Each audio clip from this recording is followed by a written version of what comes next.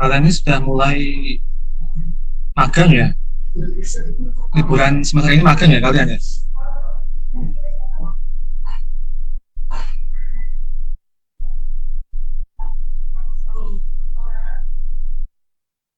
Oke, seperti biasa sebelum kita mulai, dinyalakan dulu webcamnya.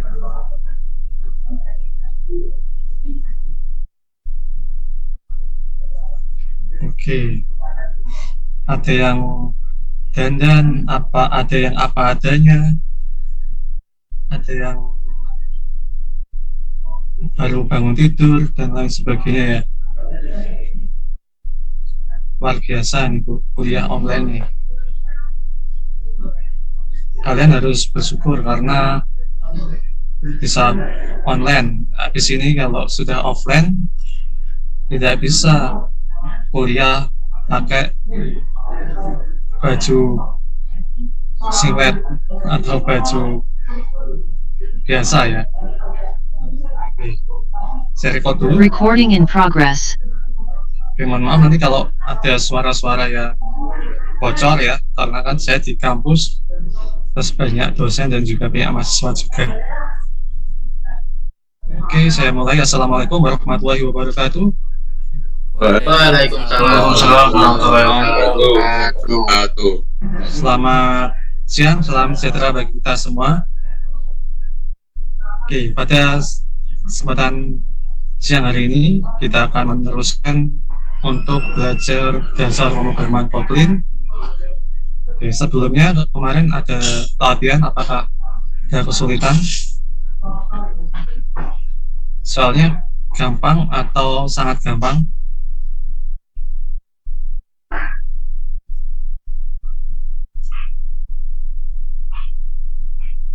Itu yang ngomong. Ya, mari kita bahas terlebih dahulu untuk soalnya ya. Kemarin saya juga sempat melihat beberapa jawaban yang kalian kirimkan.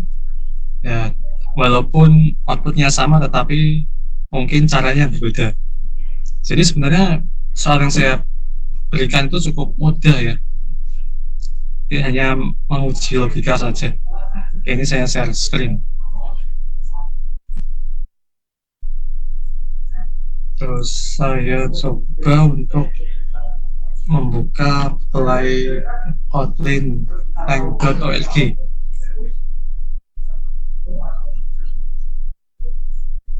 Ya, seperti ini. Kita lihat soalnya. Oke. Soalnya hanya ada dua. Yang pertama adalah soal mengenai null types ya. Jadi di sini ada nilai null, yaitu value C ya. Value C ini nilainya null.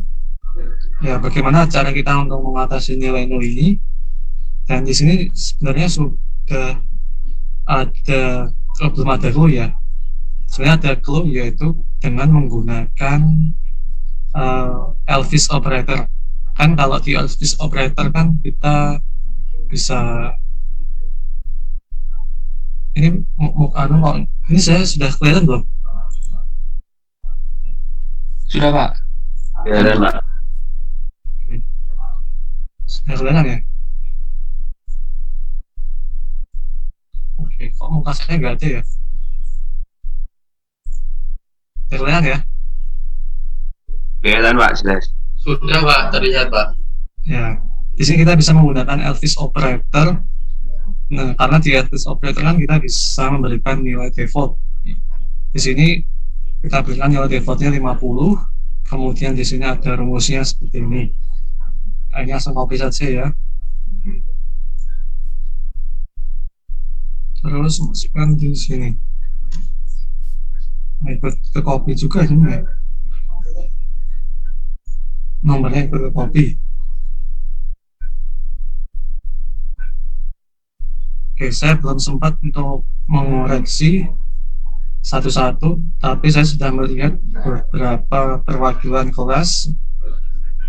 Ya, mungkin yang bagian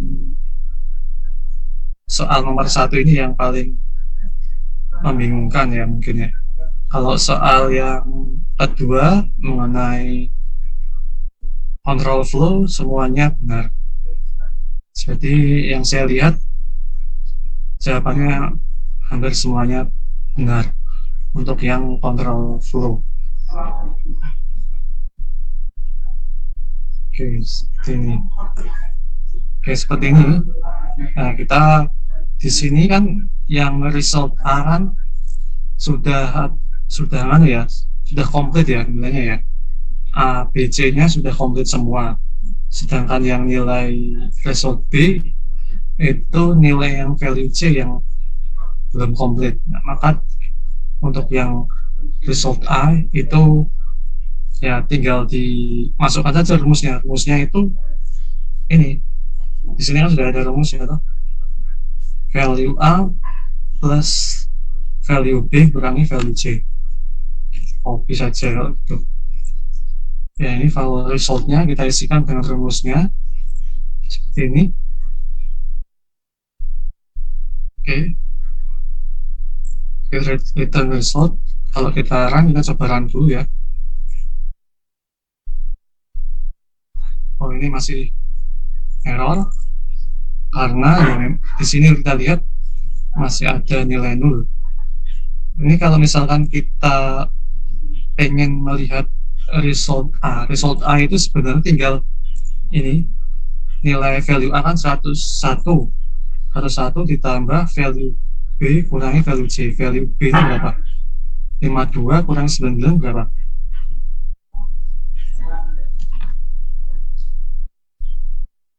52 kurangi 99 min 47 ditambah 101 sama dengan 54. Di sini maksudnya 54. Jadi result A itu sebenarnya kita nggak perlu nambahin apa-apa, cukup masukkan rumus saja. Ya, ini yang susah kan yang value C, karena value C kan di sini kan 0 ya. Maka dari itu kita harus mengantisipasi nilai 0 ini dengan cara di sini kita gunakan Elvis operator. Pertama kita buat dulu sebuah variabel atau objek untuk menampung nilai value C. Misalnya ini value C not 0 sama seperti ini, sama dengan value C, value V-nya kecil ya, value C titik tanda tanya titik 250 seperti ini. Kemudian kita menggunakan Elvis operator seperti ini. Nah, nanti cuma nambahin kodein saja sebenarnya. Cuma tujuannya cuma satu ya, cuma nambahin ini saja. Nanti hasilnya akan sesuai dengan program ini 54 dan 103. Ini kita run. Oh, ada yang mismatch. Result value A plus value B. Oh, ini salah. Ini harusnya ini ya. Ini harusnya yang value C not 0. Ini run. Ya, caranya seperti ini. Nah, kenapa yang P nilainya 103? Karena di sini value C-nya saya ubah menjadi 50. Nah, jadi kalau value A itu adalah 101, value B 52, 52 kurang 50 berapa? 52 ini kan 52 value B-nya. Ini 52 value C-nya 50. Ini 101. Nah, 52 kurang 50 kan 2. 101 ini plus ya. 101 tambah 2 berapa? Ini yang 103. Ya, seperti itu. Cukup simpel ya. Cuma nambahin saja. Cuma yang penting kita bisa menangani nilai value C, kemudian masukkan rumus. Sudah selesai. Itu untuk soal nomor 1. Untuk soal nomor 2 saya lihat sudah pada betul, jadi tidak akan saya bahas. Intinya nanti yang ini nilai tuduh satu ini kan yang pertama tuduh satu kan nilai number bernilai genap. Nah, jika number bernilai genap maka iterasi akan dilewatkan. Kalau genap kan berarti kan dia dibagi 2 habis ya. Genap itu kalau misalkan nilainya dibagi 2 dia akan habis, maka dari itu kita tambahkan di sini nilai false ini kita ganti menjadi number persen 2 sama dengan 0 seperti ini. Jadi false ini diganti ini. Terus yang kedua, yang kedua, jika nilai number bernilai lebih dari 15 maka proses iterasi akan dihentikan ya. Kenapa dihentikan? Karena di sini kita pakai ya break ya. Kalau continue kan dilanjutkan, kalau break dihentikan. Maka dari itu di sini kita bisa tambahkan number lebih besar 15. Yang false-nya diganti number lebih besar 15. Terus yang ketiganya apa ini? Lengkapi. Terus rumusnya number kali number plus 10. Tinggal dimasukkan saja di resultnya. Di resultnya ini nilai resultnya kita ganti. Ini saya hapus dulu aja ya. Ini nilai hasilnya adalah, ini saya hapus dulu, ini nanti ya jawabannya number persen 2 itu sama dengan 0. Terus ini number lebih besar 15. Terus ini tinggal dimasukkan rumusnya. Number kali plus 10 seperti ini. Ya selesai. Ini jawaban nomor 2. Nanti kalau di run hasilnya seperti ini. Seperti itu. Ya. Nanti saya belum mengoreksi semuanya, tapi ya pokoknya nggak apa-apa pakai cara yang berbeda. Yang penting outputnya kalau di run keluarnya sama.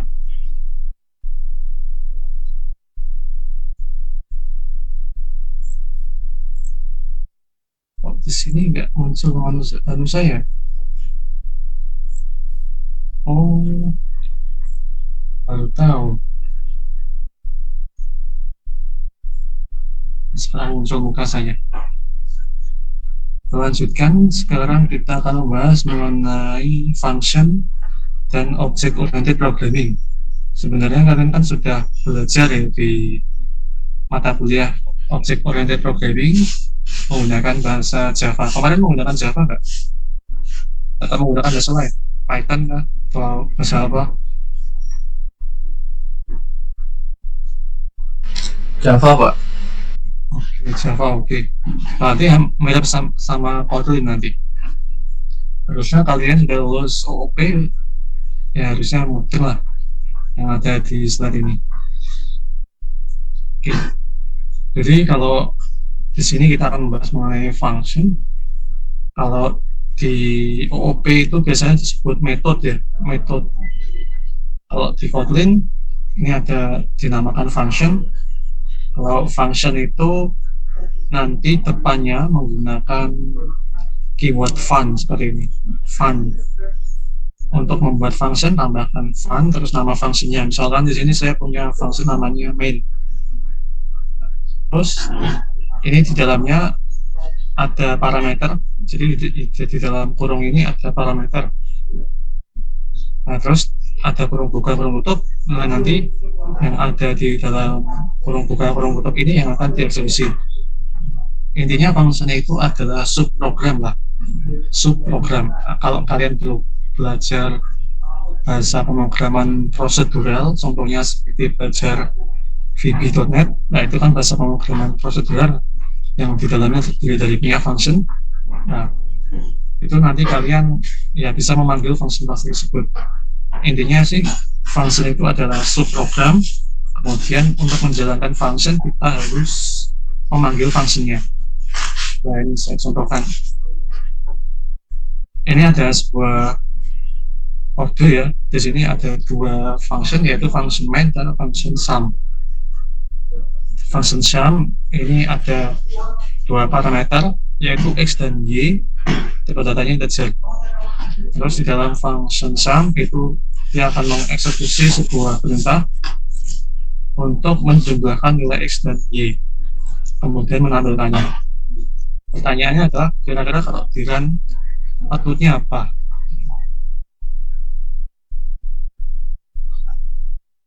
Outputnya apa? Apakah hello Android ATC dan sum sama dengan Z, ataukah apa kira-kira? Ya betul, kata Mas Nurofik, yang keluar outputnya hanya hello android.atc.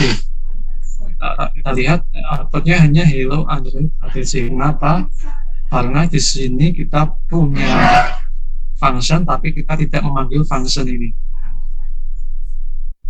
Ya, kita belum memanggil function sum ini, makanya tulisan sum result ini tidak akan dicetak. Nah, untuk memanggil function jadi cukup mudah sekali, tinggal kita tulis saja nama functionnya dan kita tulisnya di dalam function main.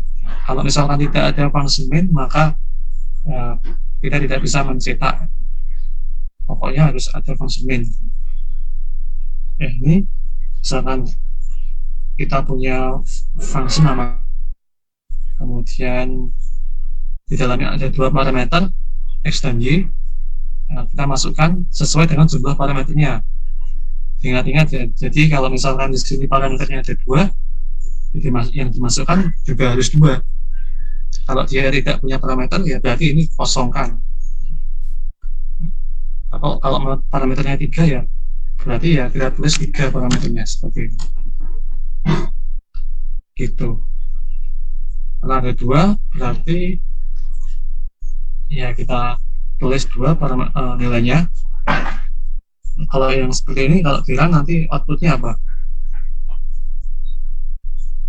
Yang pasti outputnya hello Android ATC ya, hello Android ATC. Terus bawahnya ada sama result sama dengan 2 tambah 3, 5. Ini hasilnya ada seperti ini. Sum result sama dengan 5.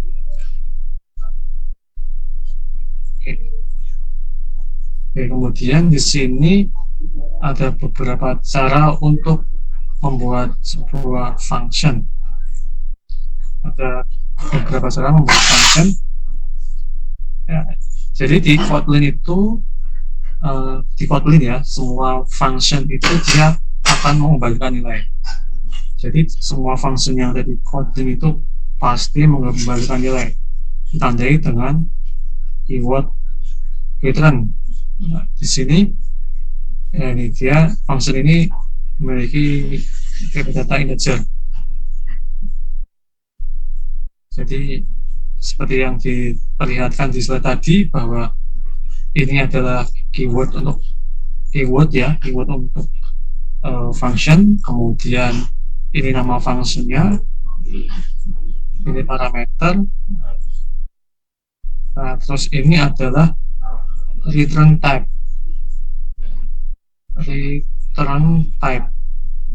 atau tipe kembaliannya. Menulis pakai mouse susah. Pokoknya ini namanya return type. Nilai kembaliannya adalah integer. Nah, kita bisa menuliskannya seperti ini. Sebenarnya ditulis juga nggak apa-apa, karena Kotlin secara otomatis juga akan mengenali kalau dia itu nilai kembaliannya integer. Contohnya kan seperti ini ya, ini kan nggak perlu pakai seperti ini, bisa.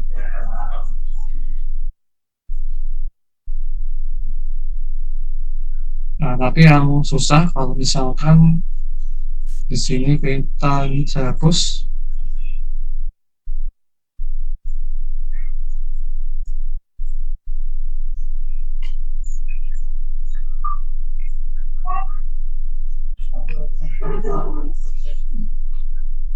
Yang susah misalkan di sini kita punya, kalau ini kan enak ya, dia kan nilainya kan integer semua. Nah, kalau misalkan di sini saya punya sebuah function, functionnya ini bernama set user, seperti ini. Terus di dalamnya ada parameter name, tipe datanya adalah string, terus ada x, tipe datanya integer. Kalau misalkan sebenarnya Kotlin kan bisa otomatis ya, otomatis mengidentifikasi dia tipe kembalinya apa. Nah, tapi kalau mau lebih spesifik, kita bisa tambahkan string seperti ini. Dan di return type-nya adalah string, kemudian di sini return. Jadi semua function di Kotlin itu mengembalikan nilai dari return-nya. Nah, return your name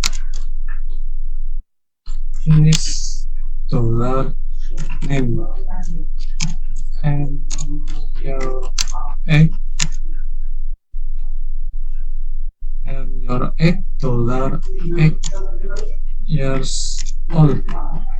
Ini nah, karena dia string ya, jadi kan tulisan string ya, return type-nya kan data string, makanya di sini string.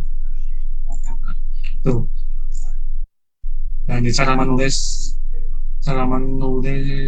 function atau membuat function seperti ini sebenarnya bisa pakai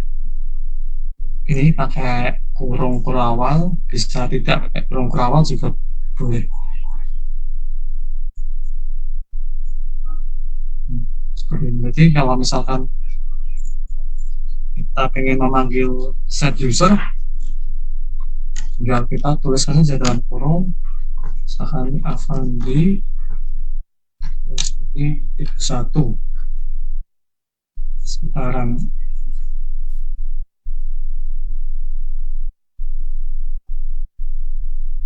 nggak keluar hasilnya.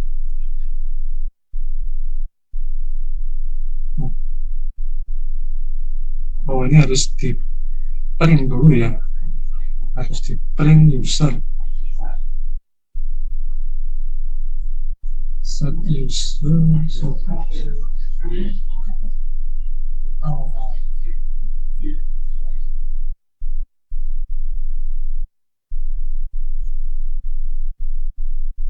Oh ya, kita coba harus membuat sebuah objek dulu, file user sama dengan set user. Ini user seperti ini. Kita harus tambahkan perintah print atau print one. Oke. Jadi itu cara membuat function. Seperti yang saya bilang tadi, kita bisa menambahkan kurung kurawal, bisa tidak memberikan kurung kurawal. Kalau tidak memberikan kurung kurawal, cukup dibuat seperti ini saja. Ini cara ini membuat fungsi dengan simple di Kotlin sama dengan datanya dihapus seperti ini. Nah, jadi seperti yang saya bilang tadi bahwa Kotlin ini secara otomatis bisa mengetahui return type-nya. Jadi return type-nya nggak perlu tulis, nggak apa-apa. Ini kalau kita run hasilnya sama. Seperti itu cara untuk membuat function. Seperti ini. Nah, kalau misalkan tadi kan saya bilang bahwa function itu pasti memiliki return type, return type. Tapi jika kita ingin membuat function yang tidak mempunyai return type, itu bisa. Jadi membuat function yang tidak memiliki return type itu bisa. Caranya di sini kita tambahkan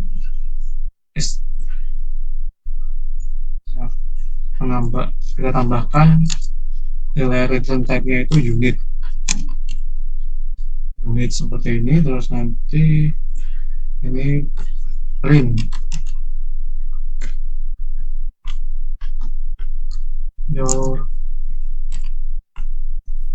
name is name. Dengan menggunakan unit, maka kita tidak perlu menuliskan nilai kembalian, tidak perlu menuliskan return, gitu. Kita kalau mau manggil juga, saya langsung set user bisa.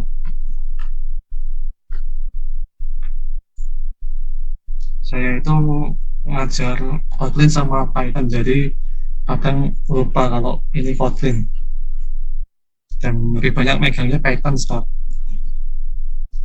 Ya, seperti ini.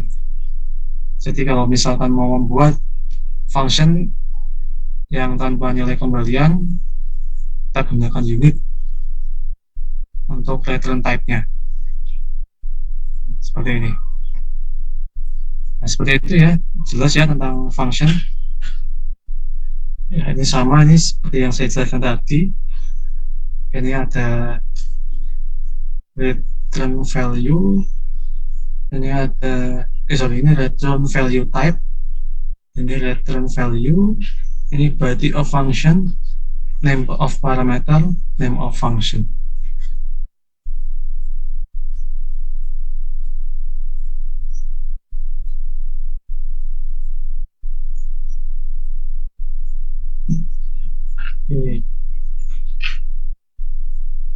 Kira-kira ini kalau di run hasilnya apa? Fungsi ini kalau di run hasilnya apa?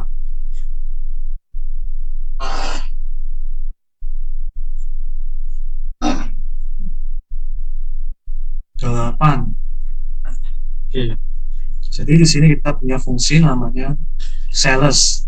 Dia punya satu parameter yaitu x. Terus di sini integer ini apa?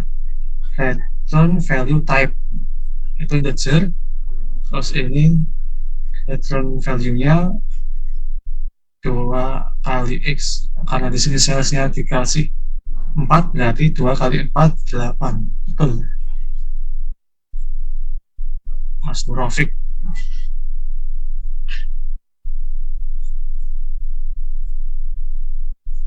Ya, hasilnya 8. Betul.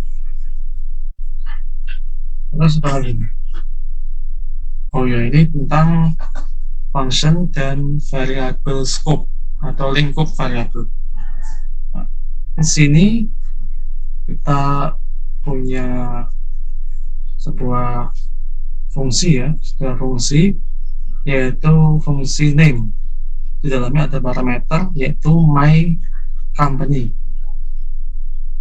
Terus di sini ada ya mencetak ya, fungsi name ini mencetak println my company name is my company. Nah, ini salah satu contoh fungsi yang tidak mengembalikan nilai ya. Ini kalau misalkan pengen detail di sini mesti unit. Tapi kalau Kotlin bisa secara otomatis mengetahui return value type-nya, maka nggak perlu plus ya apa. Nah, kira-kira ini kalau misalkan di run hasilnya apa? Ya, di sini kita ada variabel my company. Di sini juga ada variabel my company. Nah, terus my company ini cetak. Kira-kira outputnya apa ya? Bisa open mic atau bisa chat.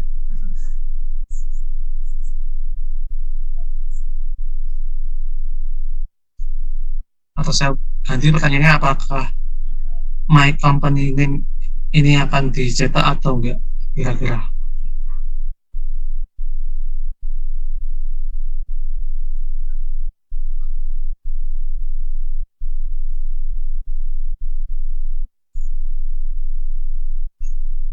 Mas Lutfi bilang my company ini akan dicetak. Yang lain mungkin ada opini yang lain.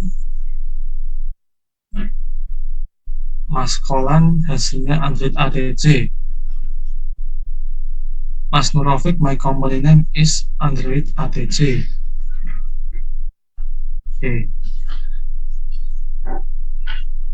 Ya, yang betul adalah yang dicetak itu ini ya, my company name is Android ADC. Ya, Android ADC. Jadi yang my company Yahoo ini tidak dicetak. Kenapa tidak dicetak? Oke. Di sini lihat, kita lihat, saya copy aja ya. Saya sebenarnya lebih suka langsung praktek dalam menjelaskan supaya langsung kelihatan hasilnya.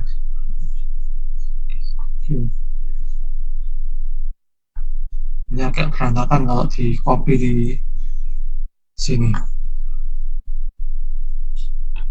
Jadi di sini di Kotlin atau di Java atau di bahasa manapun itu ada yang namanya variabel global dan variabel lokal. Untuk my company ini, my company var my company sama dengan Yahoo ini adalah variabel global. Variabel global ini ditulis di luar function. Jadi my company ini variabel global ditulis di luar function. Kemudian baik function main maupun function name itu semuanya bisa mengakses variabel ini. Jadi semuanya bisa mengakses my company ini. Semuanya bisa mengakses my company ini. Cuma karena di sini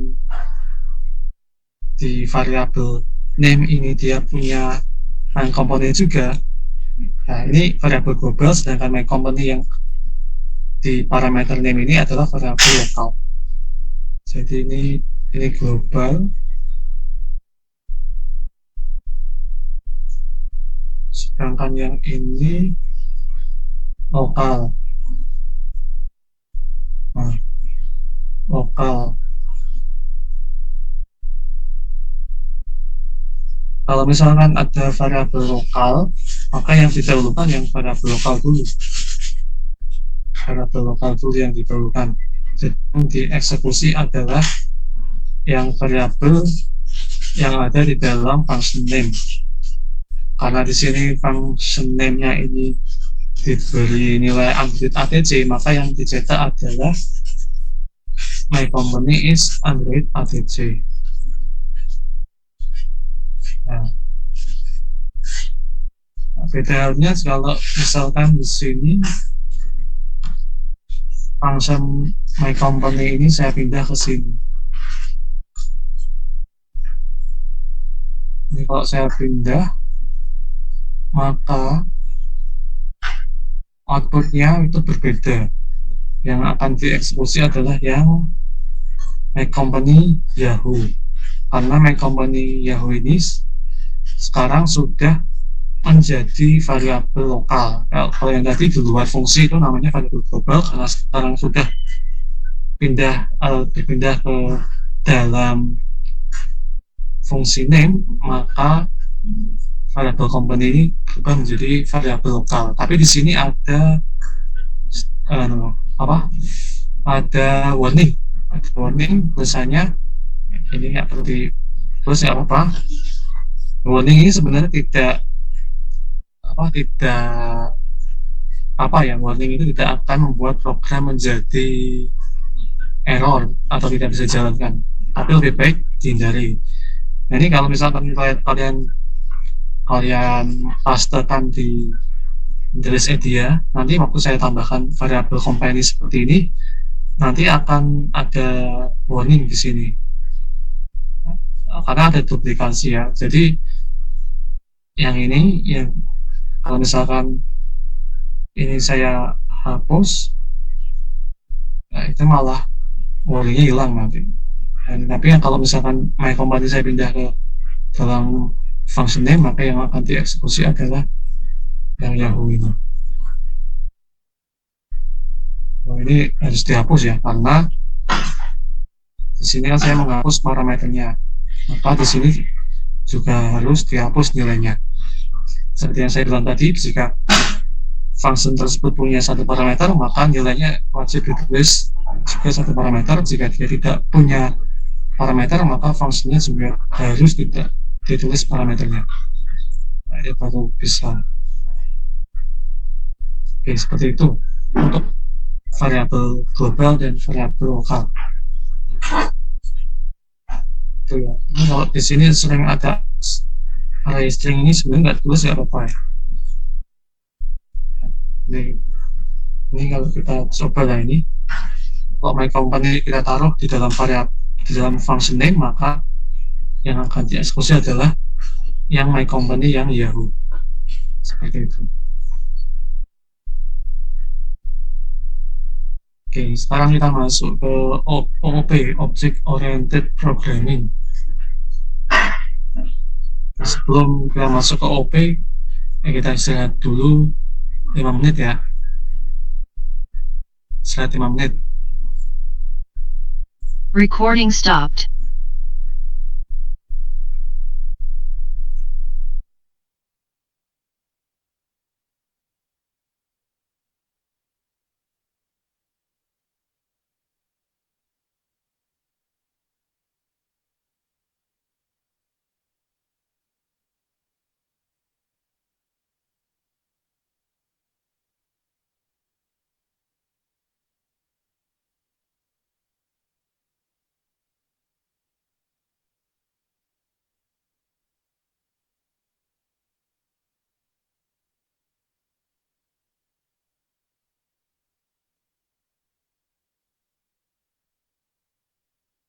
Di mem copy-nya terlebih dahulu. Recording in progress. Nah, saya akan melanjutkan. Materinya masih banyak nih. Dari 17 slide dari 53.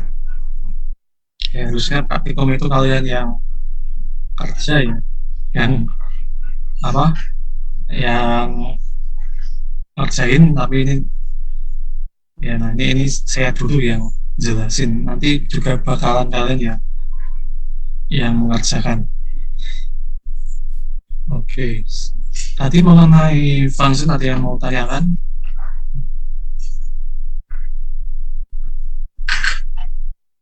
Tidak ada ya.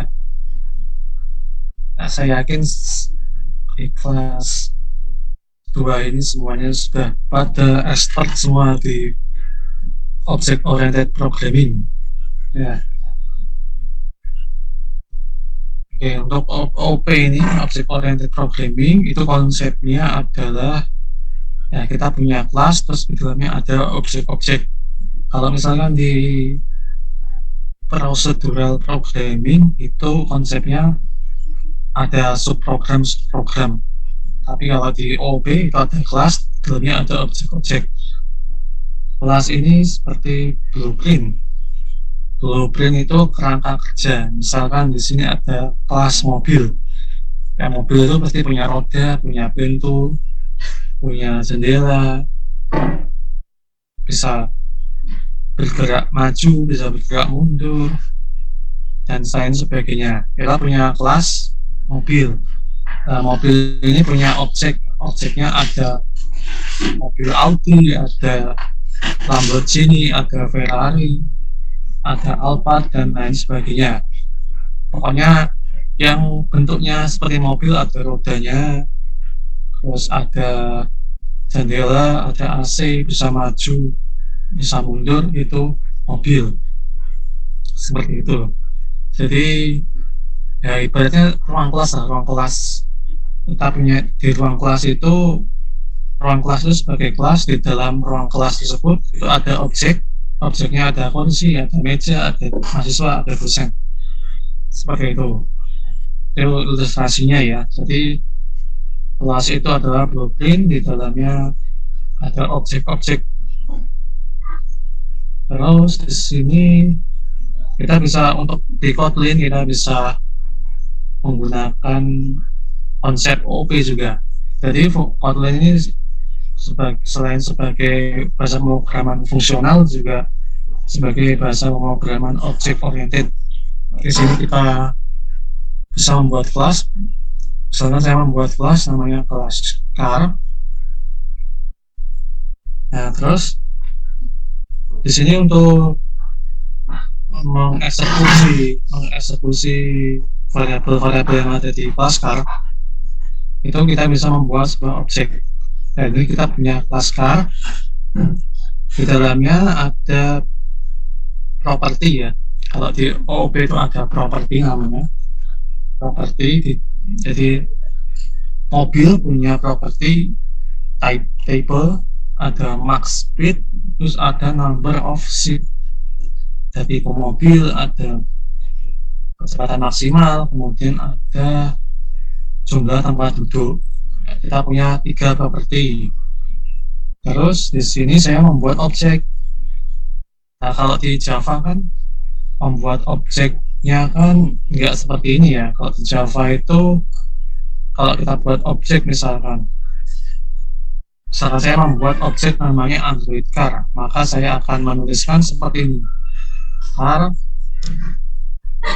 terus Android car sama dengan new car.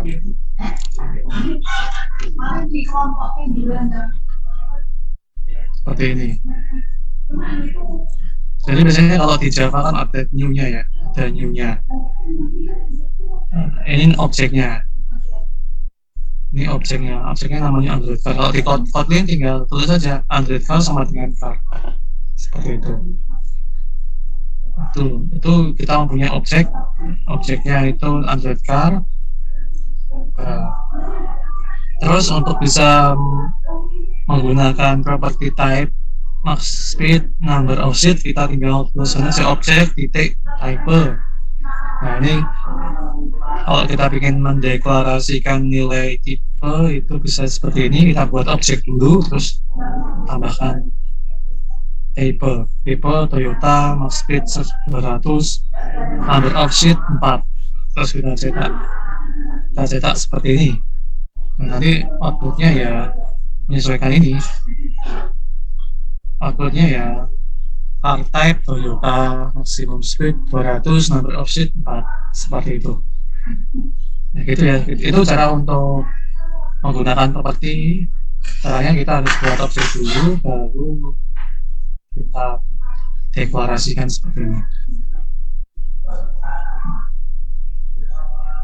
Nah, terus ternyata di dalam Kotlin itu auto konstruktornya agak beda dengan Java.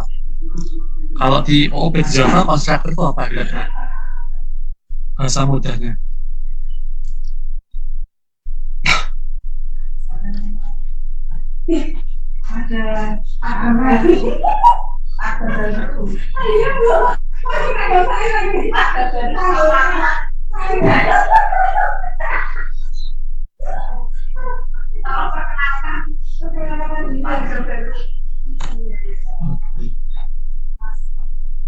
Oke, jadi di sini ya.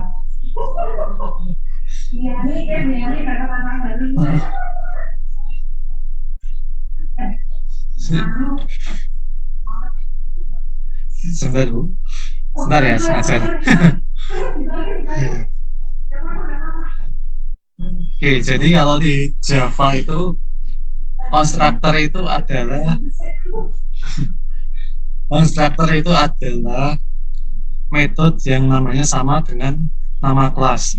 Misalkan saya punya kelas student, maka konstruktornya adalah student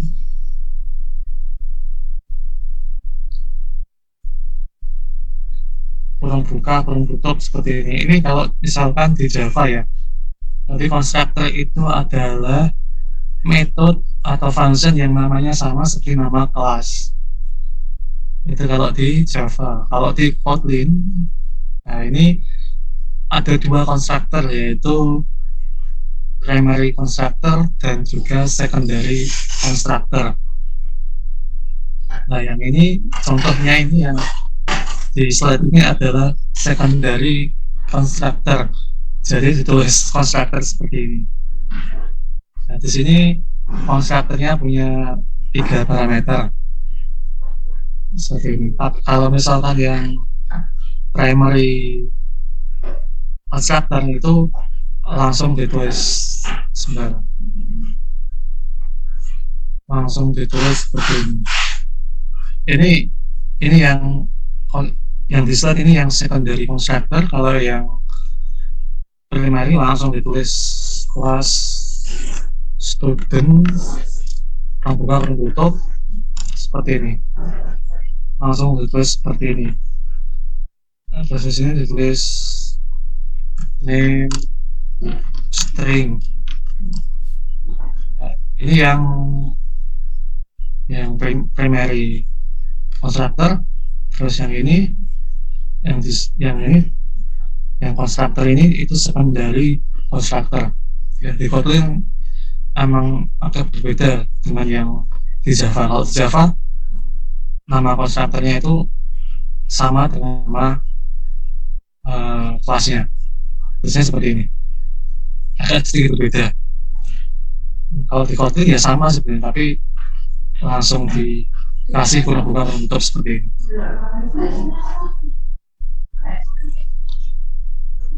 Oke, seperti itu. Nah, terus kalau mau mengakses constructor sama caranya. Ini kita buat objek, terus kita langsung bisa mengisikan nilainya. William Business 19.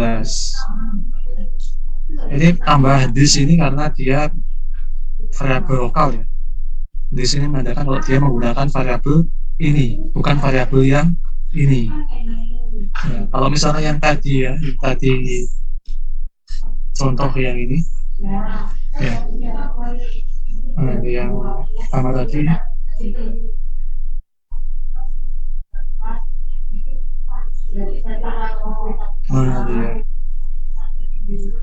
ya yang ini ya. Oke, yang ini misalkan disediakan kan kita munculnya kan yang Yahoo ya. Company is Yahoo. Tapi kalau misalkan kita pengen menggunakan yang ini, tinggal tambahin this plus this titik my company. Nah, nanti kita akan menggunakan yang Android ADC. Gitu. Nah, ini karena dia pakai this, maka yang akan ditambahkan adalah yang ini, name yang di sini. Name yang ada di sini adalah George. Terus colleague yang ada di sini itu adalah IT colleagues. Maka kalau dirun ya George dan IT colleague. Itu adalah constructor yang ada di Kotlin. Ini mah sampai inheritance. Nah, ini ya, William Business 19. Itu kelas dan constructor yang ada di Kotlin. Nah, terus kalau membahas OP tanpa membahas inheritance itu agak apa ya, tidak lengkap ya. Inheritance, ada yang tahu apa itu inheritance?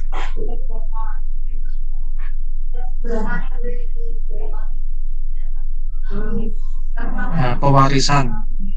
OP ini mendukung pewarisan. Nah, konsepnya itu sama seperti kita dalam kehidupan sehari-hari. Jadi misalkan kita punya orang tua, ya, pasti orang tua kita itu akan mewariskan sesuatu kepada kita sebagai anaknya. Misalkan kalau orang tua kita itu rambutnya keriting, maka pasti ada salah satu anak yang rambutnya keriting. Terus misalkan orang tua kita hidungnya mancung, ya pasti di antara anaknya ada yang hidungnya mancung. Nah, kalau misalkan ada 2 orang berkulit hitam, kalau anaknya berkulit putih, itu perlu ditanyakan itu siapa orang tuanya, karena pasti akan mewariskan ya. Itu konsep OP itu juga seperti itu. Intinya pepatah buah jatuh tidak jauh dari pohonnya itu ya benar nyata adanya.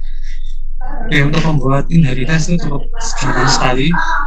Kalau di Java kan kita tambahkan keyword extend ya. Extend. Kalau di UOP cukup tambahkan ini ya, tambahkan titik 2 untuk menggantikan extend. Seperti itu. Itu untuk inheritance. Kita akan coba untuk melihat contoh programnya. Misalkan di sini saya gunakan, saya punya sebuah kelas namanya student. Kelas student ini itu sebagai parent. Nah, terus di sini ada kelas teacher. Kelas teacher itu sebagai kelas anak. Nah, jadi di sini teacher itu mewarisi sifat-sifat yang dimiliki oleh kelas student. Seperti itu. Nah, jadi nanti kelas teacher ini juga akan memiliki properti yang sama seperti kelas student. Nah, seperti yang saya jelaskan tadi, kalau misalkan saya punya orang tua saya memiliki properti hidungnya mancung, matanya sipit, maka si anak juga memiliki properti yang sama, memiliki properti hidungnya mancung, terus matanya sipit. Gitu. Nah, terus di sini mungkin ada yang bertanya ya mengenai ini open class ini. Jadi di Kotlin kalau misalkan kita meng-extend superclass, biasanya superclass itu ada keyword open. Keyword open ini menunjukkan kalau kelas parent ini, kelas yang dituruni itu bersifat final. Jadi sebelum kita misalkan kita punya kelas teacher, jika kita ingin meng-extend atau mewarisi sifat dari kelas student, kita harus tambahkan keyword open terlebih dahulu. Seperti itu. Nah, terus di sini kita buat sebuah objek dari kelas teacher, terus kita isikan nilainya. Nah, ini sama. Jadi walaupun di sini kelas teacher ini kita nggak punya atribut name, nggak punya atribut colleague, nggak punya atribut age, tapi di sini bisa punya name, bisa punya colleague. Karena di sini kelas teacher sudah kita extend dengan kelas student. Kelas teacher menjadi anaknya kelas student. Seperti itu. Jadi sebagai parent kelas itu membutuhkan keyword open.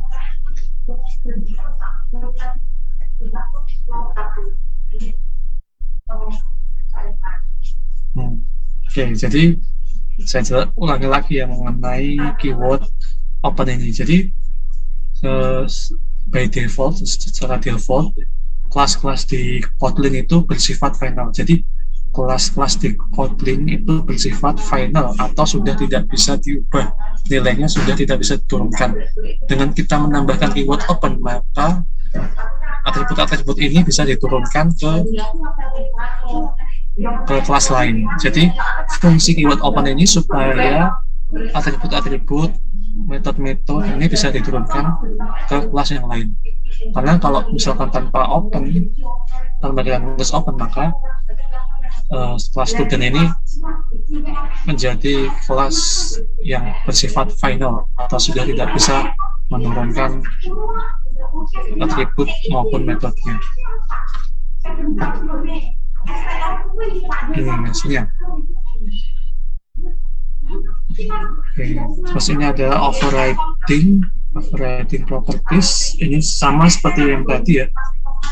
Jadi walaupun di sini saya punya kelas komputer, terus ada kelas tablet. Walaupun kelas tablet ini tidak punya variabel x maupun variabel y, tapi saat kita buat ini, kita buat objek mesin, buat objek mesin, kemudian kita kita panggil nilai x-nya, walaupun tabel tidak mempunyai nilai x, tidak mempunyai variabel x, tapi tetap dia bisa mengeksekusi nilai x ini. Jadi kalau dieksekusi, outputnya apa kira-kira? Outputnya adalah 5511 ya. 5511. Nah, 5511 ya. Terus di sini kalau misalkan di sini nilai x-nya ini kan tadinya kan sifatnya kan final, kalau saya tambah open maka nilai x ini bisa di override oleh kelas tablet, kemudian nilai x ini juga bisa dideklarasikan ulang. Jadi syaratnya harus ada keyword open, terus ada keyword override. Jadi nilai x ini yang tadinya 5, setelah di override oleh kelas tablet, maka nilai x yang ada di kelas tablet berubah menjadi 20. Sehingga di sini kalau misalkan di sini kita panggil laptop itu kan objeknya komputer ya, maka otomatis nilai x-nya laptop adalah 5. Nah, terus di sini mesin, karena mesin ini objeknya tablet dan di tablet nilai x-nya sudah berubah menjadi 20, maka di sini nilainya 20. Terus di sini tetap 11. Waktunya sebenarnya 5, 20, 11. Seperti itu. Itu adalah penggunaan dari overriding. Jadi interface, inheritance, terus overriding. Terus kita masuk ke abstract class. Ya, abstract class ini merupakan sebuah kelas yang dia itu bersifat abstrak ya. Nanti untuk membuat abstrak kelas kita harus menambahkan keyword abstrak di dalamnya. Seperti ini. Ya, sebelum saya lanjutkan, kita istirahat dulu 5 menit lagi. Recording stopped. Lupa masang mic, jadi banyak suara yang bocor. Oke, kita masuk ke abstract class ya. Ya, untuk abstract class ini adalah kelas yang bersifat abstrak. Nah, ini saya lupa belum bisa. Recording in progress.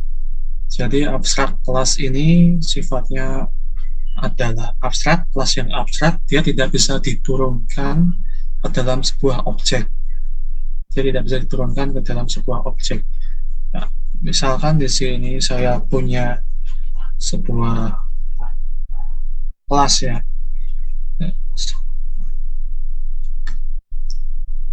Ya, ini abstrak kelas lah.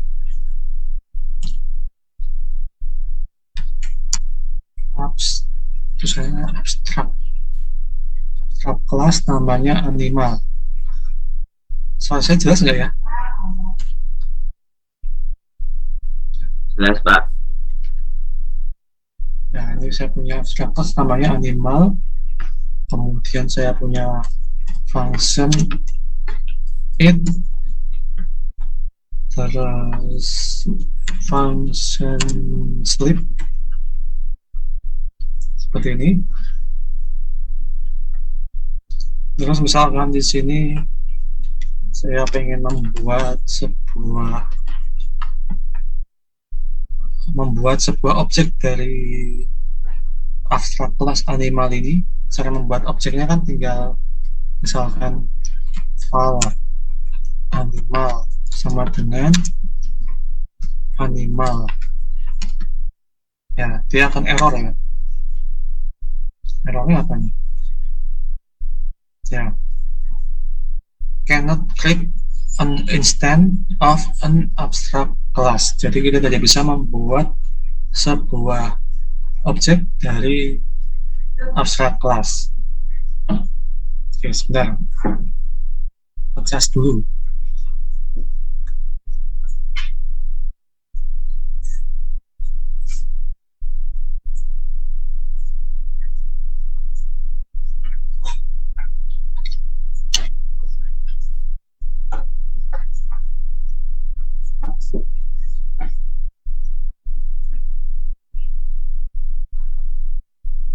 Oke, jadi kita tidak bisa membuat sebuah objek dari abstrak class. Kemudian untuk abstrak class ini, jika dia ada metode ya, dia ada metode seperti ini, maka kelas yang mewarisi abstrak class ini itu wajib untuk mengoverride metodenya. Misalkan di kelas computer calls ini ada metode course price dan course price dan course prerequisite. Jadi kedua metode ini wajib di override oleh kelas yang mewarisi, seperti itu. Karena di sini ada dua, maka di sini juga ada dua, itu wajib diwarisi.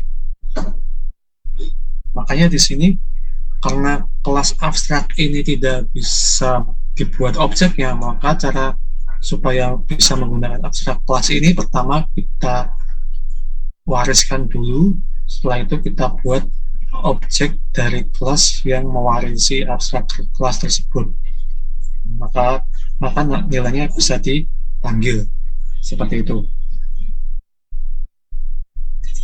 Oke. Terus ada interface ini juga mirip seperti kelas abstrak ya. Mirip seperti kelas abstrak, dia jika di interface ini itu memiliki fungsi, misalkan saya punya sebuah interface namanya interface call, maka kelas yang mengextend atau mewarisi interface call ini, misalkan mat ini ya, mat 2 ini kan dia mewarisi interface call, dia wajib mengoverride metode sum dan metode multiply ya. Jadi di sini saya kalau masuk OOP itu menyebut functionnya itu metode ya, karena di override itu istilahnya kalau atribut itu disebut property, kalau function itu disebut metode. Nah, bedanya sama abstrak adalah kalau di interface ini dia tidak pakai kurung buka, kurung tutup. Jadi interface kalau seperti ini tulisannya. Di sini juga waktu kita mengextend, dia nggak ada kurung buka, kurung tutupnya. Tapi secara garis besar sama.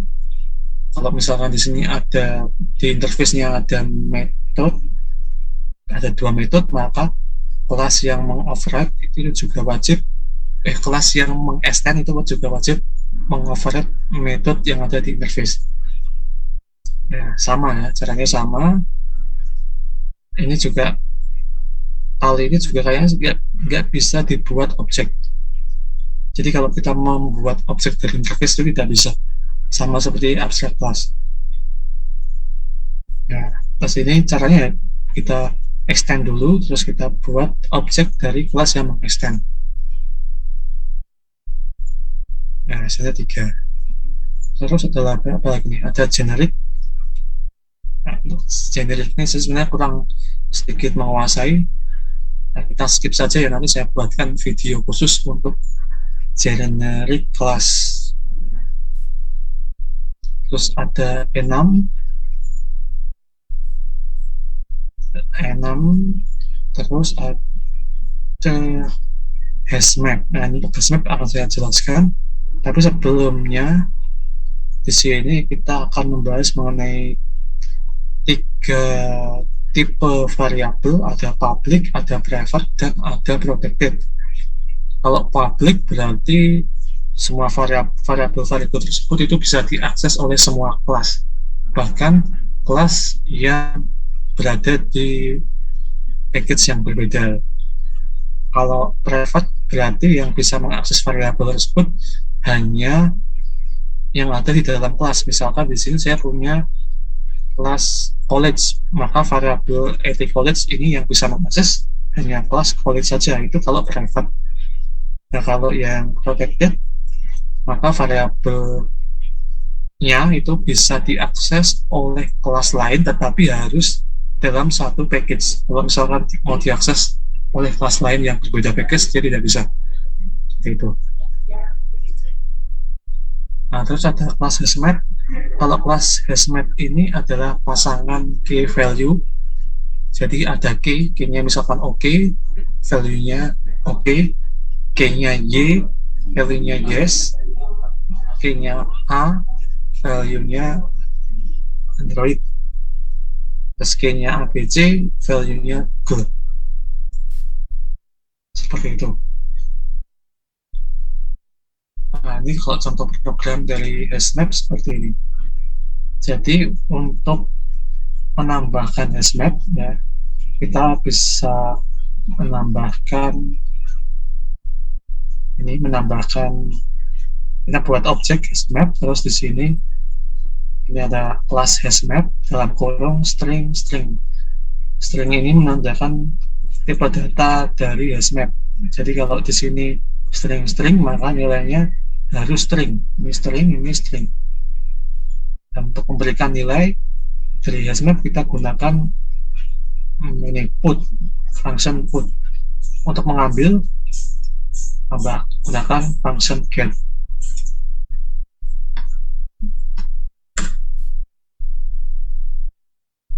Jadi sangat simpel sekali ya. Cukup kita tambahkan ini kelas map of. Nah, di sini juga ada, dan saya coba untuk membuat, misalkan di sini ini turunan ketiga dari generic. Jadi map ini termasuk dalam collection yang ada di Kotlin. Misalkan di sini saya punya objek kapital, terus di sini map of Jakarta to Indonesia, London to England, New Delhi to India.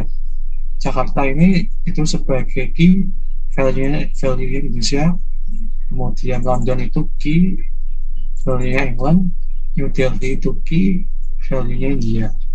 Kalau mau mengakses, tinggal kita cetak, tambahkan get value, tambahkan ini ya,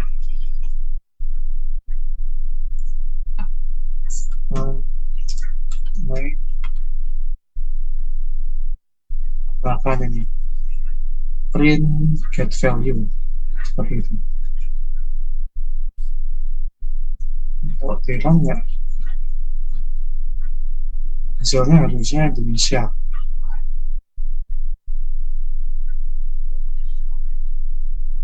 Ya, seperti ini. Ini bisa menggunakan HashMap, bisa menggunakan map of. Sambil menunggu, saya jelaskan lagi. Ya, ini ya. Ini karena kita memanggil key-nya, maka yang keluar output-nya adalah value-nya. Nah, terus yang terakhir kita akan membahas mengenai release. Ya, munculnya Indonesia ya. Kenapa Indonesia? Karena di sini key-nya Jakarta. Muncul key-nya Jakarta. Nah, terus di sini kita akan membahas mengenai release, array yang berbentuk list. Misalkan untuk membuat release ini kita gunakan ini ya, kelas release, terus dalam kurung tipe datanya apa. Di sini saya menambahkan nilai ke dalam my release, ada 20, 30, 50. Nanti kalau dicetak outputnya 20, 30, 50. Ini cara untuk menambah ya, menambah release. Nah, misalkan di sini saya pengen mengambil nilai release yang ada di indeks ke 0. Indeks ke 0 itu berarti ini ya, ini kan 0, ini 1, ini 2. 012 berarti yang dicetak adalah 20 ya, 20 harusnya. Oke, seperti itu untuk release.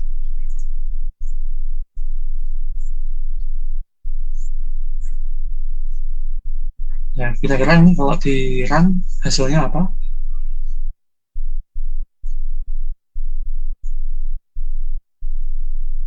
Hasilnya sama ya, 20, 30, 50. Nah, tapi bedanya karena di sini pakai print on, ya tambahan seperti ini. Jadi kita bisa menampilkan nilai dari release itu menggunakan pengulangan for. Ini release ini sangat penting sekali nanti waktu kita membuat aplikasi Android, sering pakai release. Oke, terima kasih atas perhatiannya. Mungkin dari sini ada yang mau tanyakan. Seperti biasa, absen dulu. Absen ada di chat. Gak terasa saya ngoceh selama saat namanya cat. Terus di dalamnya ada parameter name, private, tipe data string. Terus kita punya double sleep, tipe datanya boolean.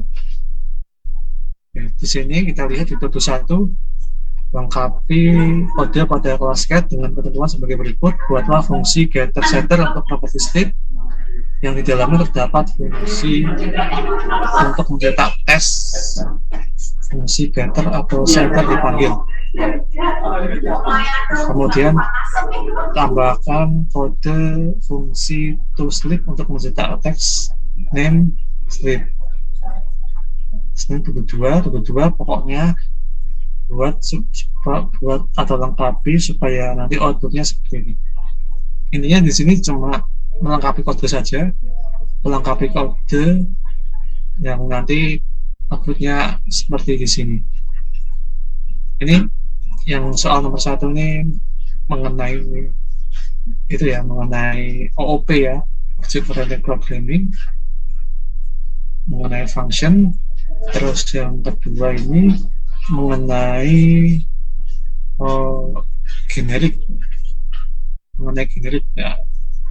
Ini coba kalian kerjakan dulu sebisanya. Untuk videonya mungkin yang akan saya upload adalah video yang bareng kelas 32A.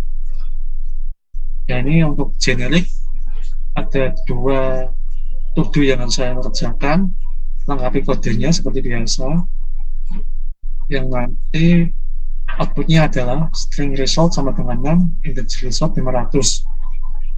Terus yang to-do 3 ini menggunakan map of yang baru saja saya jelaskan. Nah, ini nanti outputnya adalah seperti ini. Yang ini harusnya bisa, ini gampang seperti itu. Itu tugas yang harus dikumpulkan minggu depan. Sebagai latihan, kerjakan dengan riset ya, kerjakan dengan mandiri kalau bisa. Kalau nggak bisa ya tanya teman yang sudah bisa. Kalau bisa diajari, kok bisa outputnya seperti itu. Mungkin seperti itu untuk materi kuliah pada siang hari ini mengenai function, OOP, dan juga HashMap. Sebelum saya akhiri, mungkin ada yang mau tanyakan? Izin bertanya, Pak. Ya. Nanti dikumpulinya kayak kemarin ya, Pak? File Ya, seperti biasa. IntelliJ-nya itu ya, Pak? Oh ya, yang dikumpulkan cuma kode programnya saja. Tidak perlu di screenshot, tempelkan di Word, nggak perlu. Cukup kodenya saja. Makasih, Pak. Ya. Saya yakin kalian bisa lah. Kalian kan ada 100-an lebih jumlahnya. Pasti ada yang bisa ngerjain. Jadi kerjakan. Terus minggu depan kita sudah mulai masuk ke Android. Jadi minggu depan tugasnya sudah bukan coding lagi, ya, tugasnya membuat aplikasi Android. Pesan saya adalah siapkan Android Studionya supaya bisa langsung menjalankan program Android. Ada lagi yang mau tanyakan?